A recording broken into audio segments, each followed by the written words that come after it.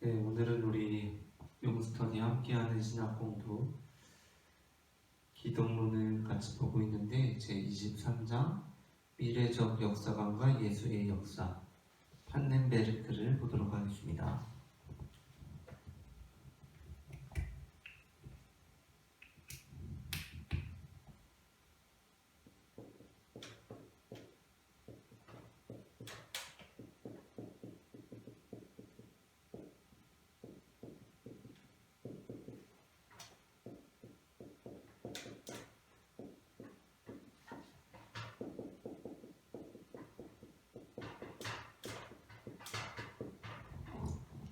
네, 판넨베르크라는 사람의 그리스도론에 대해서 보려고 하는데요. 오늘은 일단 이 미래적 역사관과 예수의 역사에 대해서 다루고 있습니다. 미래적 역사관이라고 하면 우리가 지난번에 몰트만을 하면서 다루었던 것처럼 그리스도론을 미래적인 관점에서 보는 거겠죠.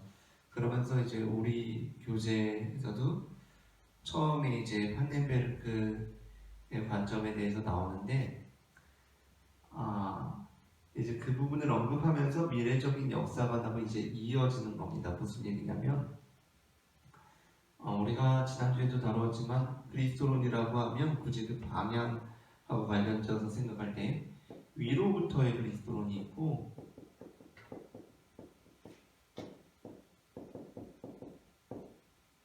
위로부터의 그리스도론이 있고 또 아래로부터의 그리스도론이 있다라고 했었어요.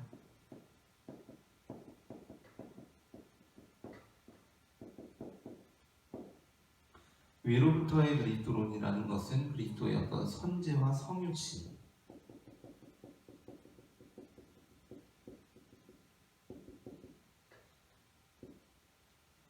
의미하는 것이고 아래로부터의 그리스도론은 예수의 어떤 인간성으로부터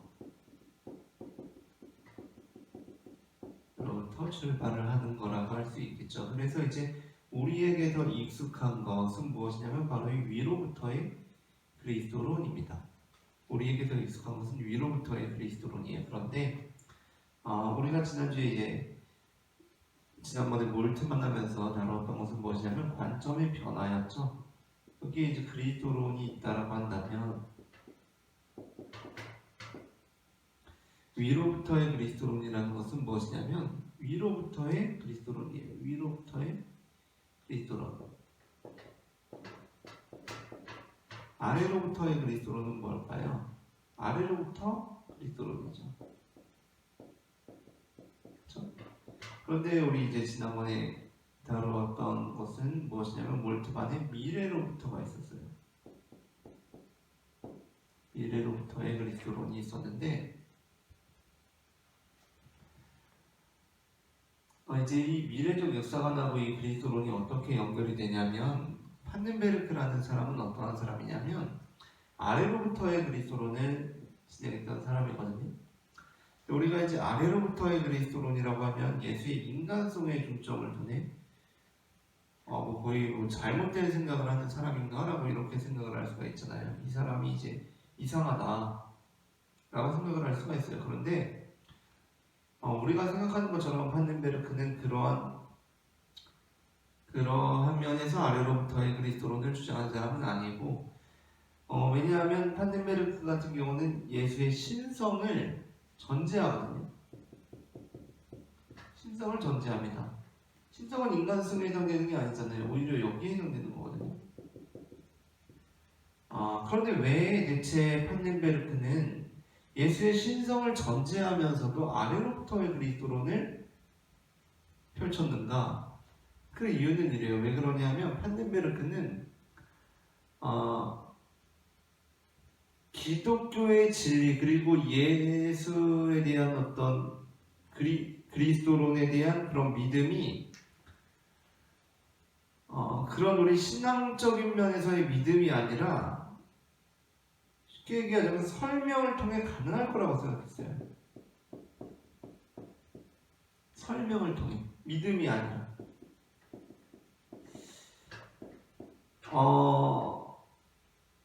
그러니까 믿음이라기보다 어떤 계시가 아니라 우리 교재에서도 은혜가 아니라. 그러니까 여기에서 지금 말씀을 드리는 것은 판넨베르크가 어떤 계시와 은혜를 부정한다는 것이 아닙니다. 계시와 은혜를 부정한다는 것이 아니에요.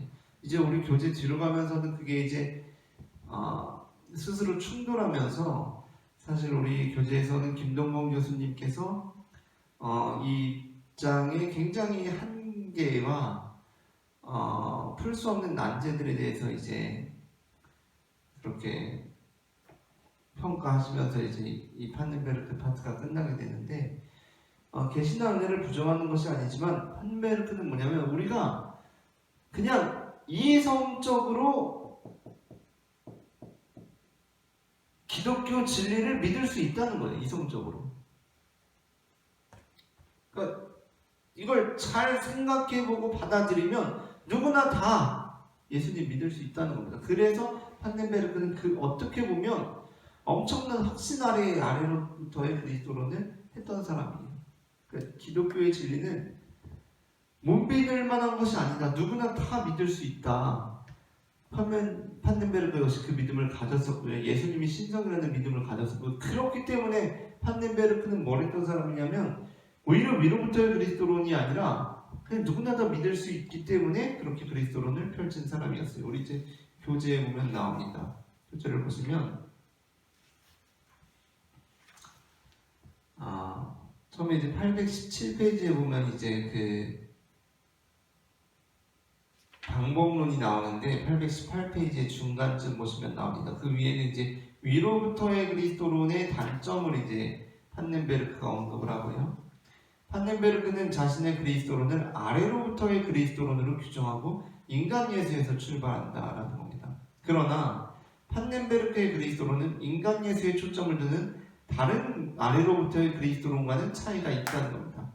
역사적 예수의 탐구를 비롯해 인간 예수에 집중하는 다수의 아래로부터의 그리스도론은 예수의 신성을 전제하지 않는다. 하지만 판넨베르크는 예수의 신성을 전제한다 라는 겁니다. 그래서 판넨베르크의 그리스도론은 방법론적으로는 아래로부터이지만 신성을 전제한다는 점에서 내용적으로는 위로부터의 그리스도론과 유사하다는 겁니다. 그렇다면 판넨베르크는 왜 방법론적으로 이제 아래로부터의 그리스도론을 택했는가에 대한 질문이 있을 수 있겠죠. 그렇죠? 아니 그냥 예수님 잘 믿고 예수님은 하나님이시다라고 하면 되는데 왜 판넨베르크는 예수의 신성이 아니라 예수의 인성에서부터 출발을 하는가? 그 이유는 판넨베르크는 그것을 통해서도 모든 사람들이 예수님 믿을 수 있다고 생각했기 때문이었어요. 그것이 바로 이제 두 번째 나오는 이성과 보편성의 추구입니다. 판넨베르크는 819페이지 누구보다도 이성을 강조한다. 그에게 계시는 신앙으로만 접근할 수 있는 것이 아니라 이성으로도 접근이 가능하다. 그러니까 계시 하나님께서 우리가 어떤 믿음을 갖게 되는 것은 은혜로 갖게 되는 것이 아니라 우리가 충분히 생각하고 고민해보면 그냥 믿을 수밖에 없다는 거예요. 믿어진다는 겁니다. 그는 역사적 계시는 본론을 가진 모든 사람에게 개방되어 있다라고 주장하고 구원해서 성서에 하나님의 계시는 비밀스럽거나 신비한 사건이 아니다라는 겁니다. 그래서 누구나 이걸 믿을 수가 있다는 거예요. 그래서 모든 진리는 가시적으로 정당해야 하며 진리의 사용이 사실의 자연적 결과라는 것이 간과되어서는 안 된다. 여기 이제 뒤로 보게 되면 더 그런 표현이 나옵니다. 판넨베르크에게 하나님의 계시를 인식하기 위해 자연적인 방법을 넘어서는 별도의 조건은 없다. 계시에 접근하기 위해 하나님의 은혜라거나 성령의 도움이 추가로 필요하지 않다. 그러니까 우리는 내가 하나님의 은혜로 이 믿음을 가지게 되었습니다. 우리가 믿기 위해서는 성령의 도우심이 필요합니다.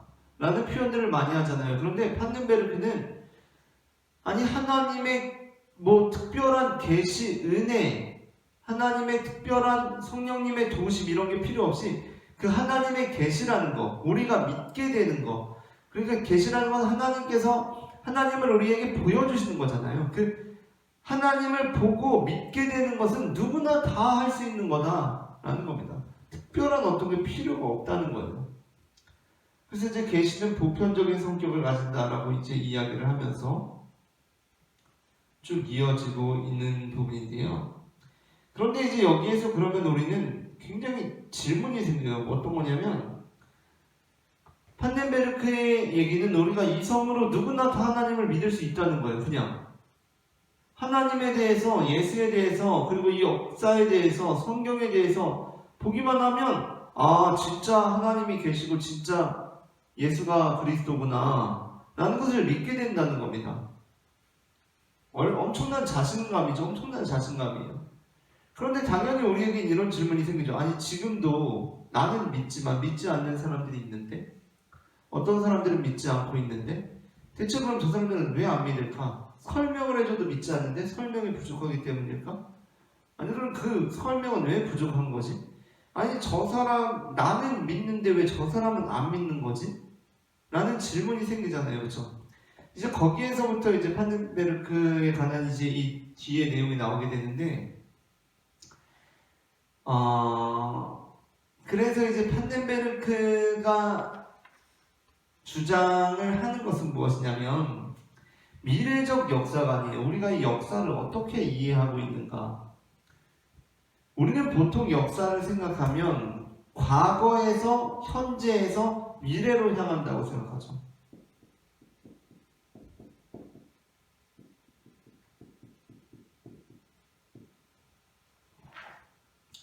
과거에서 현재에서 미래로 향한다고 생각합니다.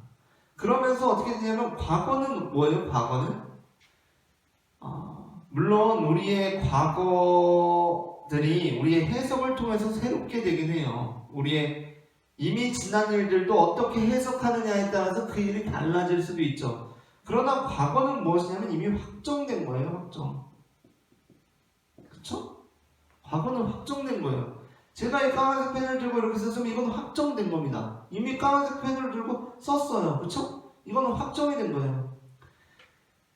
현재는 어떻습니까? 현재 역시 확실한 거죠. 현재는 확실하게 나타난 거예요. 현재는 확실하게 나타나는 거죠. 그렇죠? 그러나 미래는 어때요? 미래는 우리가 일반적인 이 관점에서 보자면 미래는 불완전하고요, 가변적이고요, 암시적일 뿐이에요. 그렇잖아요. 그렇죠? 자, 제가 지금 이제부터 이 중에 한 펜을 들어서 여기에 쓸 겁니다. 여기에 쓸 거예요. 어떤 펜을 들고 쓸까요? 라고 하면 아무것도 확실하지가 않아요. 그렇죠? 제가 빨간 펜을 들고 쓸지 검은 펜을 들고 쓸지 파란 펜을 들고 쓸지 모른단 말이에요. 미래는 그만큼 불확실해요. 그런데 그게 아니라 미래적 역사관이라는 것은 무엇이냐면 미래가 확실하다는 거예요. 미래가 확실하다는 겁니다. 그래서 역사가 어떻게 흘러가냐면 우리 교재에서는 이렇게 되어 있어요. 거꾸로 되어 있는데 그걸 다르게 표현하면 이렇습니다.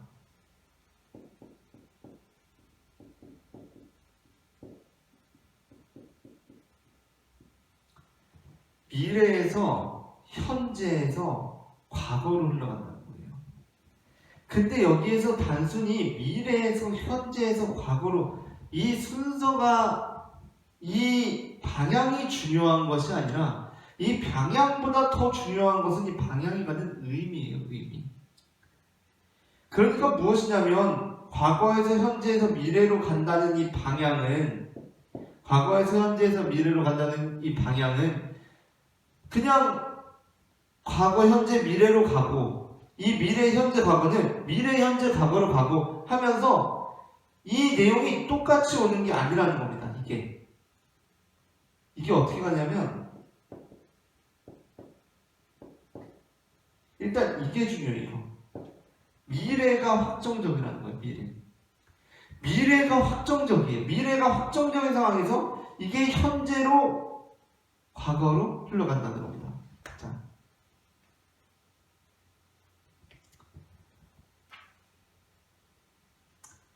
우리 이제 이 부분을 보게 되면 822페이지에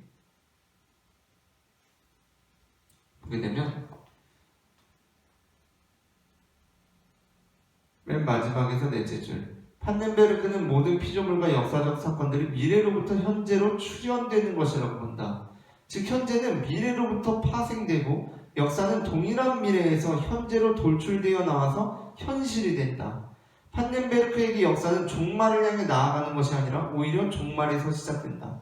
판넨베르크의 역사가는 과거로부터 미래를 향하지 않는다. 판넨베르크에게 시간은 미래로부터 과거로 흐른다.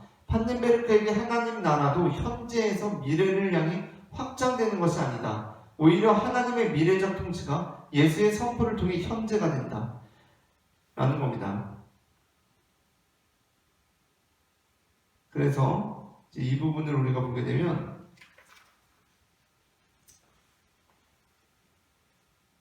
어, 824페이지 둘째 줄.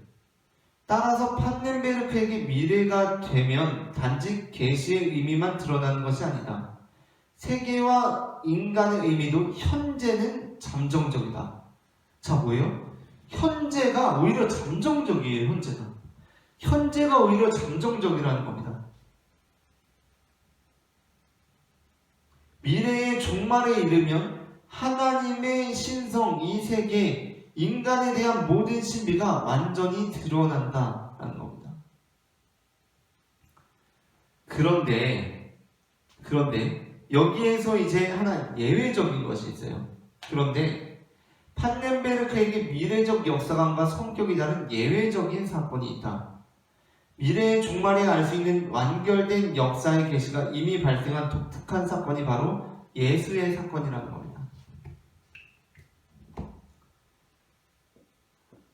그래서 이제 이 부분이 읽으면서 이게요. 서로 이게 어떻게 조화가 되는 거지라는 생각이 드는데 그렇기 때문에 이제 이 교재에서도 그 부분이 가장 큰 한계고 그게 가장 큰 충돌을 일으키는 부분이라고 이제 언급을 하고 있는 부분이에요. 무슨 얘기냐면 우리는 다 누구나 이성을 통해서 예수 그리스도를 믿을 수 있어요. 그런데 그걸 받아들이기 위해서 뭐냐면 예수의 역사는 굉장히 독특하다는 걸 우리가 받아들여야 된다는 거예요. 그런데 그걸 받아들이는 것 자체가 사실은 어려운 일이거든요. 여기서 이제 예수의 역사라고 하는 것은 우리가 이제까지 다뤄왔던 뭐 역사적 예수하고는 다른 보편적인 역사와는 다른 예수의 역사라는 거예요. 그러니까 역사적 예수라고 할 때는 그 예수가 역사 안에 들어간 거잖아요. 역사적 예수라고 하는 건 예수가 역사 안에 들어간 거거든요. 그래서 예수의 어떤 초월적이거나 예수의 신성적인 부분이 다 인간적인 부분으로 해석된단 말이에요. 그런데 예수의 역사란 여기에서 이제 판넨베르크에서 나오는 예수의 역사라는 것은 일반적인 역사하고는 구별되는 예수의 역사예요. 그래서 이제 이 부분에서 신성이 다루어지고 있고 독특성이 다루어지고 있는 겁니다. 독특성이 다루어지고 있어요. 그래서 예수의 역사는 독특하다는 것이 여기에서 이제 다루어지고 있는 부분이고 예수의 부활 역시도 역사적 예수에서는 당연히 예수의 부활을 인정하지 않습니다. 역사적 예수에서는 예수의 부활을 인정하지 않아요. 왜?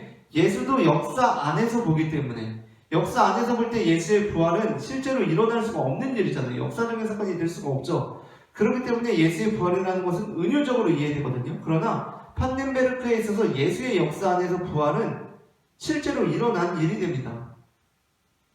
이제 여기서 이제 나와요. 830페이지 셋째 줄. 보편사에서 예외적인 사건이 예수의 역사에서 일어났다. 여기서 이제 보편사와 예수의 역사가 다른 거죠.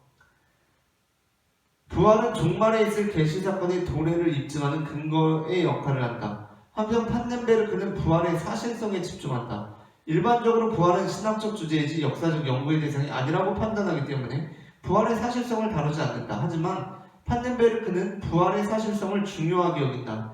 판넨베르크에게 부활이 결코 은유가 아니다. 예수의 부활이 역사적 사실이 아니라면 부활과 함께 종말이 이미 도래해 있다고 주장할 수 있는 근거를 상실하게 된다고 보기 때문이다. 라고 하면서 이제 판넨베르크에게 있어서 예수의 역사는 굉장히 독특하다는 겁니다. 어쨌든. 그런데 예수의 역사가 독특하다고 하면 우리는 어떻게 일반적인 어떤 설명을 통해서 이성을 통해서 그 하나님의 계시를 믿고 받아들일 수가 있느냐는 질문이 여전히 남는다는 거예요. 그러면서 이제 832페이지부터는 도대체 어떻게 우리가 이성으로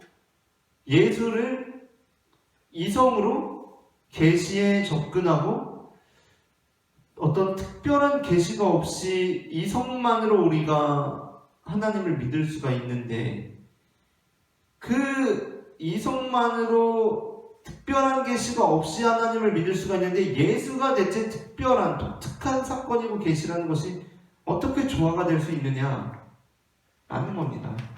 그러면서 이제 이 뒤에는 이제 그 둘이 어떻게 조화가 될 수 있느냐라는 부분이 나오면서 835페이지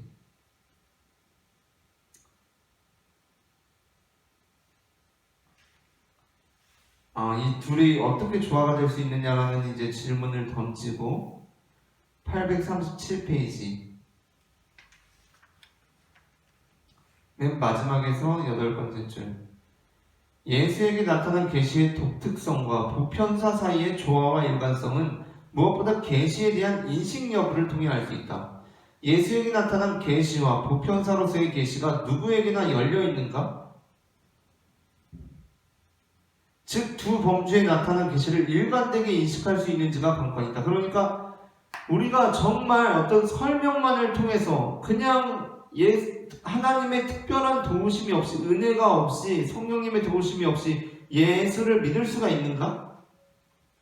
그게 누구에게나 열려 있는가?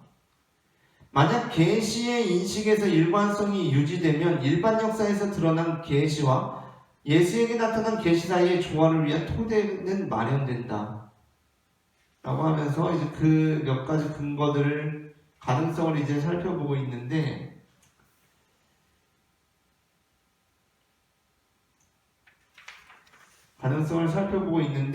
이제 여기에서 이제 최종적으로 평가를 하고 있는 것은 이겁니다.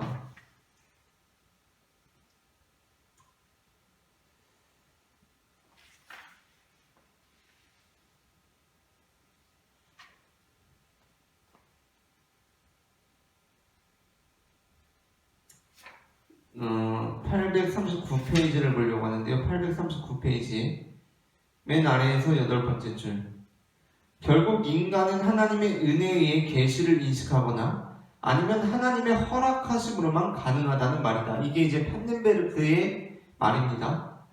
인간의 자체적인 능력으로는 하나님에 대한 인식이 불가능하다. 왜?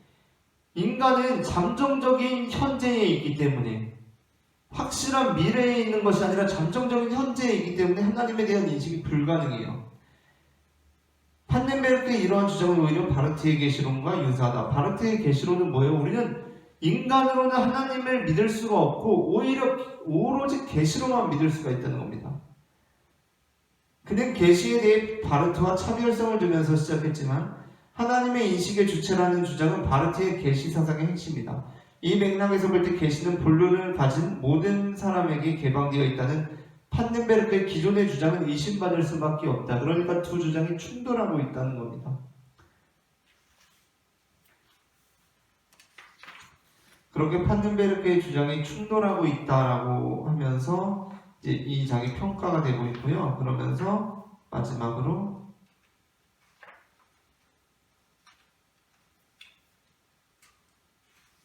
845페이지에 맨 아래에서 셋째 줄 역사의 보편성과 기독교의 배타성이 조화될 수 있는 그리스도론이라면 훌륭한 유형이 될 것이다. 계시 신앙과 역사 이성이 만날 수 있는 그리스도론은 새롭게 시도해볼 여지가 있다. 라고 맞춰주고 있습니다. 그런데 이 부분이 가장 핵심적인 부분이에요. 뭐냐면 역사의 보편성과 기독교의 배타성이 조화될 수 있는 그리스도론이라면 훌륭한 유형이 될 것이라는 얘기는 지금 판덴베르크의 유형은 그다지 훌륭하지 못했다라는 거예요. 그러니까 판덴베르크 같은 경우는 물론 우리가 판덴베르크의 그 노력, 판덴베르크의 그 업적을 무시할 수는 없겠죠. 뭐냐면 어떻게 보냐, 판덴베르크는 정말 하나님을 믿었고 예수 그리스도의 신성, 그리고 어떤 하나님께서 모든 사람에게 그 계시를 주신다는 확신이 있었기 때문에 이 아래로부터의 그리스도론을 펼칠 수 있었던 것이라고 생각되기는 해요. 그러나 판덴베르크가 그러한 하나님의 은혜, 하나님의 어떤 하나님의 계시의 독특성을 하나님의 계시의 독특성을 아래로부터의 그리스도론에서 너무 이제 그걸 부정하면서까지 나아갔던 부분은 굉장히 아쉬운 부분이 아닌가라는 그러한 생각이 듭니다. 왜냐하면 우리가 정말 하나님을 믿게 되고 예수 그리스도를 믿게 되는 것은 어떠한 설명을 통해서 이성을 통해서 되는 부분이라고는 사실은 할 수가 없거든요. 그리고 사실 판넨베르크 역시도 그가 하나님을 믿게 되었던 계기가 뭐냐면 어떠한 종교적인 체험이었던 것으로 알고 있어요. 그러니까 어떤 설명을 통해서 이성을 통해서 하나님을 스스로 믿게 된 것이 아니라 그 스스로가 만약에 설명을 통해서 이성을 통해서 하나님을 믿게 된 사람이라면 그게 가능했겠죠. 그런데 그게 아닌 사람이었기 때문에 그러한 상황 속에서 아래로부터의 그리스도론을 펼치는 데에는 굉장한 한계가 있지 않았을까 라는 생각이 듭니다. 오늘은 여기까지 하고 다음번에 또 뵙도록 하겠습니다. 감사합니다.